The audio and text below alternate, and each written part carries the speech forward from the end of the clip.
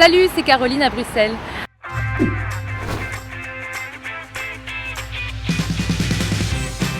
Alors j'ai appris un truc trop cool, c'est qu'apparemment ici on n'a jamais eu à enclencher un plan de pic de pollution important, genre en mode l'air est vraiment dégueulasse. Mais c'est trop bien, ça veut dire que l'air est pur ici, ça veut dire que je peux aller me balader en vélo tranquillou. Hey, hey, every day it's getting faster.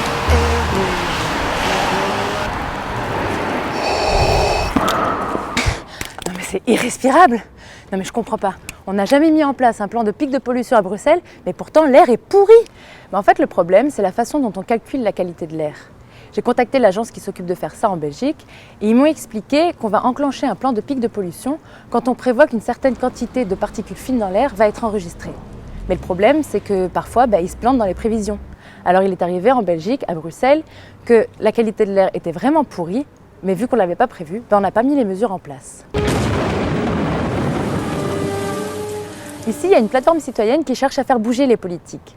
On a rencontré des membres de Bruxelles Air Propre et ils nous ont expliqué qu'il y avait vraiment un gros problème de pollution de l'air. En fait, on a un aperçu très général sur la situation de Bruxelles parce qu'on a des stations de mesure sur Bruxelles, mais on trouve que c'est pas assez parce qu'effectivement, on ne mesure pas tous les polluants et on trouve particulièrement que les particules ultra fines sont quand même très importantes. Les membres de la plateforme Bruxelles Air Propre utilisent un appareil pour mesurer la quantité de concentration de particules ultra fines dans l'air.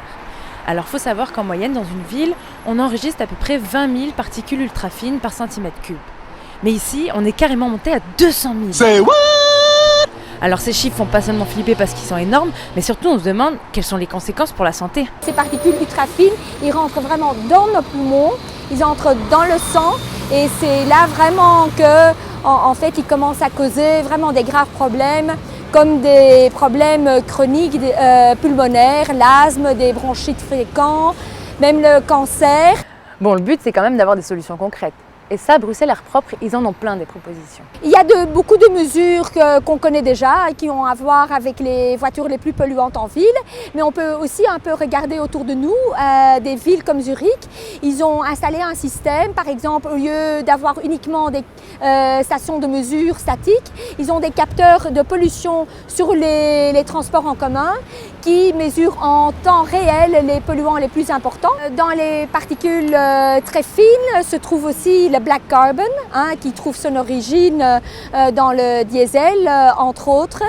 Et là, il faut savoir que le black carbon est le facteur le plus puissant après le CO2 qui est responsable pour le réchauffement climatique. Bon, même si les dirigeants n'ont pas l'air de vouloir se bouger, il va falloir quand même qu'ils comprennent que mieux on pourra mesurer la qualité de l'air et surtout l'impact des voitures et du diesel, mieux ce sera pour l'environnement et pour la santé publique.